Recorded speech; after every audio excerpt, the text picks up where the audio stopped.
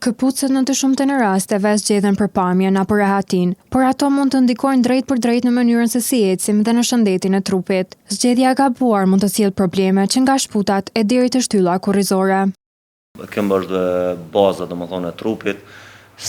Nëse bëjmë një zgjedhje të gabuar të këpucës ose atletëve, atëherë kemi më pas probleme me shputë, rrjedhimisht me gjunjë, ije dhe me boshtin kurrizor. Në praktikë shohim shpesh që dëmtohet, domethënë kemi probleme me fashitin plantar, dhimbje në pjesën e tendinës së akilit, atëherë shkon dhimbje në gjuhë, formohet një farë metatarsalgjia quhet, është dhimbje e shputës. Atëherë kemi probleme edhe me hallux valgus, që është një farë deformimi te pjesa e nyjes së gishtit. Një problematikë e vazhdueshme për gratë mbeten këpucët me taka të larta, përdorimi të cilave mund të sjellë pasoja.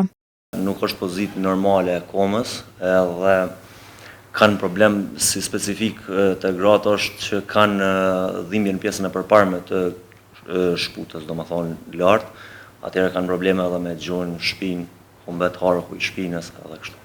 Fizioterapeuti Bytyqi rekomandon që në momentin që zgjedhin këpucët, mos të fokusohen vetëm te numri i këmbës, por rëndësitë i kushtojnë edhe mënyrën se si tembra mbështetet në këpucë dhe hapësira para gishterinë duhet të jetë rreth 1 centimetër.